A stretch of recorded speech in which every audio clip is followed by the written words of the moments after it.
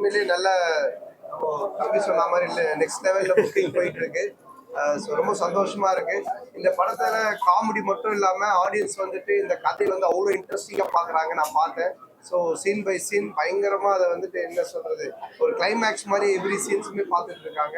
Plus நல்லா enjoy பண்றாங்க. So எப்பவுமே நான் சொல்றது, மக்களை சிரிக்க வைக்கிறது மட்டும் தான் என்னோட நோக்கம்.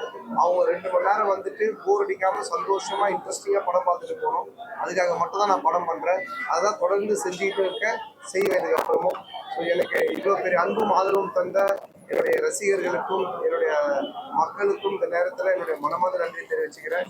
ஸோ உங்கள் அனைவருக்கும் இதை நீங்கள் சப்போர்ட் பண்ண ப்ரெஸ் அண்ட் மீடியா உங்களுக்கும் சரி, குமரன் இருக்காரு அவருக்கு எல்லாருக்கும் இந்த நேரத்தில் மனமார்ந்த நன்றி.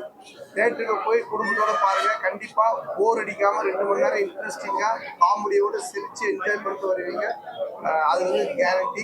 நல்லா போயிட்டு இருக்கு. உங்களுடைய அன்புக்கும் ஆதரவுக்கும் பெரிய வெற்றி படமாக இருக்கும். மிகப்பெரிய நன்றி. தேங்க்யூ.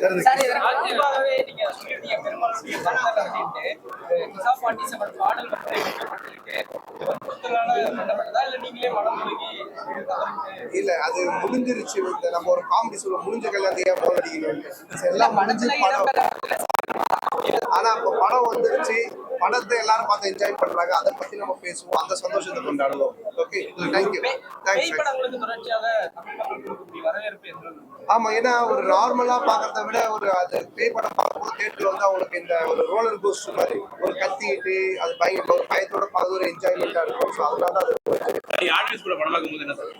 அதான் நல்லா இன்ட்ரெஸ்டிங்கா பாக்குறாங்க. எங்கேயுமே ஒரு லேக் இல்லை, சிரிக்கிறாங்க, என்ஜாய் பண்றாங்க. அதே டைம்ல சீரியஸான சீரியஸா பாக்குறாங்க. என்னுடைய படத்துல எல்லாமே காமெடியா தான் பார்த்துட்டு இருப்பாங்க. பட் அது ஒரு ஒரு ஹீரோ படம்னா அது ஒரு ஒரு இன்ட்ரெஸ்டிங்கா பார்ப்பாங்க. அது இந்த படத்துல நடந்துருக்கு. தமிழ் சினிமாவில் முன்னாடி காமெடி நடிகர்களா இருந்த 3 பேருடைய படங்கள் கதாநாயகர்களா இன்னைக்கு ரிலீஸ் ஆயிருக்கு. யோகி பாபு படம், சூரிய படம். எப்படி பாக்குறீங்க? ஒரே நாள்ல கிளாஸ் முதல்ல நான் என் படத்தை மட்டும் தான் பார்த்திருக்கேன். ஒரே நாள்ல நீங்க ஒரு படத்தை சந்திக்க நல்ல விஷயம் தான். நல்லா இருந்தா எத்தனை படம் ரிலீஸ் ஆனாலும் யார் படம் ரிலீஸ் ஆனாலும் வரும். மக்கள் வந்து இந்த படம் வந்து வெற்றி அடைஞ்சிருக்குன்னு மக்கள் வெளியில எல்லாரும் சொல்றாங்க. இந்த வெற்றி கொண்டாடுறது உங்க நண்பர் வந்து ஆர்யா சார் வந்து இந்த உங்களோட சேர்ந்து கொண்டாடி இருக்காங்க. வரலையா? இல்ல, அவருக்கு இன்னைக்கு ஷூட்டிங் இருக்கு. அவரால் அதை அவாய்ட் பண்ண முடியல. ஆல் ஆர்டிஸ்ட் காம்பினேஷன் கண்டிப்பா ஈவினிங் வருவாரு. இவங்க எல்லாரும் ஒரு சக்சஸ் மீட் பார்த்து நான் கண்டிப்பா மீட் பண்ணுவேன்.